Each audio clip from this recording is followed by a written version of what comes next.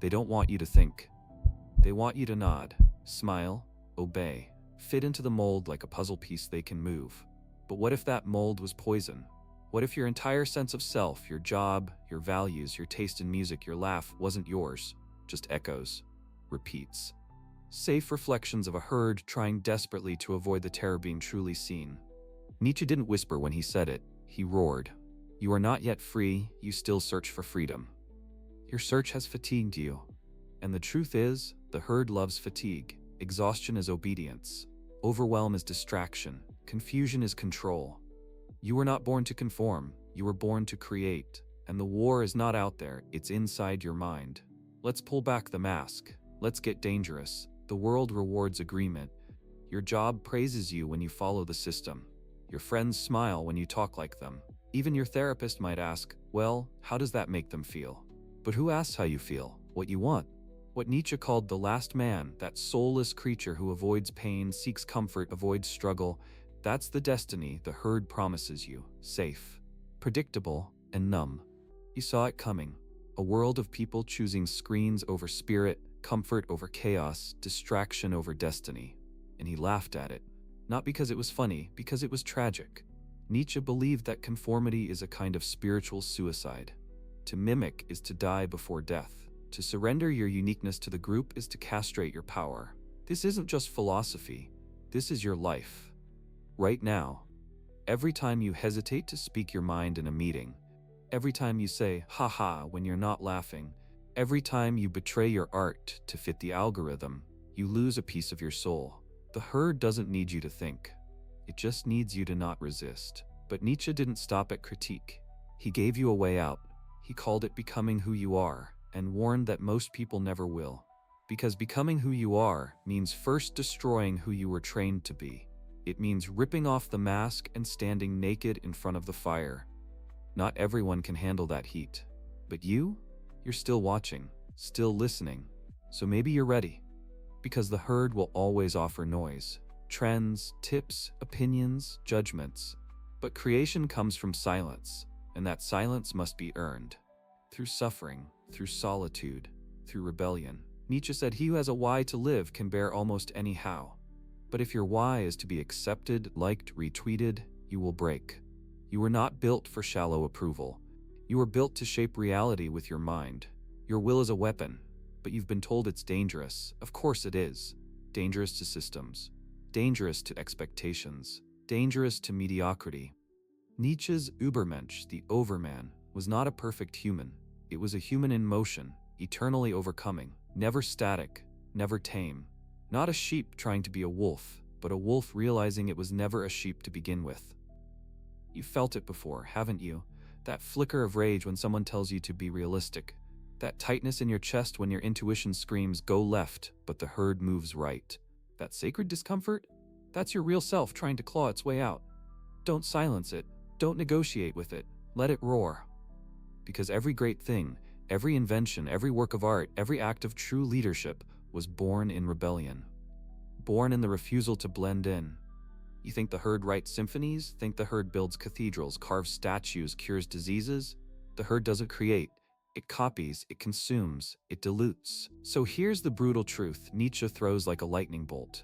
If you don't create your own values, you will live by someone else's lies. And you won't even notice it. You'll call it success. You'll call it being a good person. You'll call it making mom proud. But deep down, something will rot. And that rot becomes regret.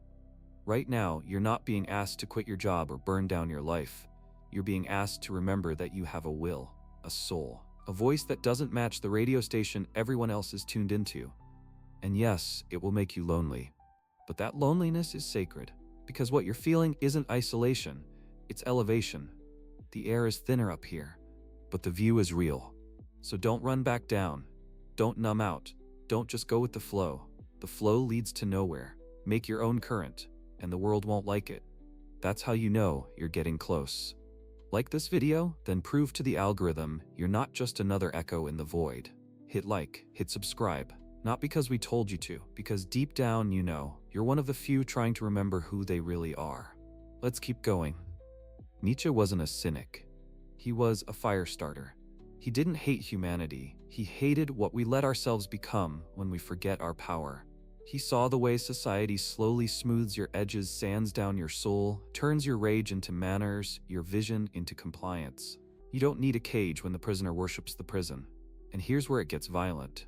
The herd doesn't just ignore the individual, it fears the individual.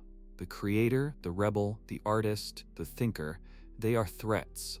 Why? Because they expose the lie. They remind the crowd that mediocrity is a choice, that boredom is self-inflicted, that safety is often just another name for spiritual death. Nietzsche's war wasn't with people, it was with mass-mindedness, that sickly urge to belong at any cost. He writes of the spirit of gravity, that invisible force pulling you back into what's acceptable, what's ordinary. Every time you level up, emotionally, intellectually, creatively, that spirit tries to yank you back down, whispering, "Who do you think you are?" That question, it's the gatekeeper of the herd. And here's your answer. I am the creator of my life. I am the lawgiver of my values. I am the sculptor of meaning in a meaningless world. You see, Nietzsche didn't believe life had intrinsic meaning. That's what terrifies people. But he saw that as freedom. If life has no set meaning, then you get to create it. That's terrifying only to those who want to be told what to do, who want permission, who want a script. But you don't need permission. You need fire, and you've had it since you were born. It's just been smothered under comfort, approval-seeking, and polite conformity. Now we dig deeper. Nietzsche's will to power is often misunderstood. It's not about dominating others, it's about mastering yourself, about imposing form on chaos, your own chaos, your fears, your contradictions, your darkness. The herd avoids the shadow. The creator uses it as ink. You've been taught that ambition is selfish, that standing out is dangerous, that being too much is something to shrink from. But ask yourself, who benefits when you play small? Who wins when you bite your tongue? When you say yes but mean no? When you scroll instead of speak, echo instead of think? Not you. That tension in your gut when you feel out of place, that's not weakness, that's the compass. Nietzsche would say, good, stay there. Don't medicate that discomfort, meditate on it. Let it guide you. That's where the real path begins. Because the world doesn't need more polished performers. It needs wild souls who remember what it means to create without apology. Nietzsche called artists the forerunners of the overman. Not because they make pretty things, but because they invent new values, they shape meaning, they create their own truth. And this isn't about painting or poetry, it's about how you live. Every decision you make, every way you carry yourself, every no you say when yes would be easier, that is art. But the herd wants you invisible, predictable, replaceable. That's how the machine keeps running. You're meant to disrupt it. And disruption isn't loud. It's not a tantrum. It's quiet, deliberate defiance. It's asking real questions. It's walking away from things that once defined you. It's choosing to believe in your own authority, even when your voice shakes. Especially when your voice shakes. Nietzsche believed you could become your own god, not in arrogance, but in authorship. He wanted you to create values so deeply your life becomes your scripture, your pain becomes poetry, your suffering becomes strength. Not because you seek struggle for its own sake, but because you refuse the dullness of a life without it. Because make no mistake, comfort is the cage. The algorithm is the leash. The herd is the drug. But you're the antidote. You've been lied to. They told you freedom means doing whatever you want. But Nietzsche would say, no. Real freedom is having the courage to become who you truly are, even when it costs everything. And it will cost something. Popularity, ease, maybe even people you love. But what you'll gain is worth more than the world can give. Self-respect, vitality, vision, life in high definition. So ask yourself, where are you still hiding? Where are you shrinking to fit? Where have you mistaken silence for peace, numbness for happiness, agreement for love? Because every time you conform when you should create, a little part of you goes quiet. And every time you break the script, you wake up. The herd will call you crazy, dangerous, delusional. But that's how they always talk about prophets until they're dead. Now we will go even deeper, where we face the final fear. What happens when you truly break free? And what Nietzsche believed the world becomes once you do. You've made it this far. That says something. Not just about curiosity, but courage. Because by now you've seen the mask begin to crack. And once you see it, you can't unsee it. The script you've been living was never yours. The dreams you chase may not be yours either. So what happens when you burn the script? Nietzsche answers with fire. You become the author. But here's the shadowed truth. The moment you step outside the herd, a silence falls. You leave the comfort of being understood, the warmth of fitting in, and suddenly you're standing in the cold wilderness of your own becoming. It's raw, it's quiet, and it's terrifying. That's why so few stay. Most run back. They call it being realistic. They call it being responsible. But Nietzsche called it what it is, the eternal return of the same. A looping, lifeless cycle where you trade authenticity for applause. You're here because something inside you refuses to go numb. That whisper in your gut that says you were made for more. It's not arrogance. It's remembrance. A remembering of what you were before the world named you. Before school taught you what's smart. Before your culture trained you what's good. Before fear disguised itself as love and started calling the shots. So let's go further. Nietzsche's ultimate test was brutal. He asked, would you be willing to live this exact life with all its pain again and again for eternity? That's the eternal recurrence, not a threat, a mirror. If your answer is no, then something has to change, now, not later, not when it's convenient, because the herd always promises someday. But someday never comes, only cycles. Creation demands the opposite of delay. It demands confrontation with your story, with your fears, with the voice inside that's grown hoarse from being ignored. Most people wait for permission.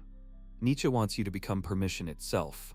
It's not about fame or success or some aesthetic rebellion. It's about reclaiming authorship over your own existence. Not as performance, but as truth. You don't need the world to see you, you need to see yourself. Because the greatest tragedy isn't being unknown, it's being unexpressed. The world is saturated with noise, opinions, identities, ideologies, distractions dressed as purpose. Nietzsche's warning was clear. Those who are deaf to their own inner call will follow any loud voice that fills the silence. That's how dictators rise. That's how ideologies metastasize. That's how souls shrink.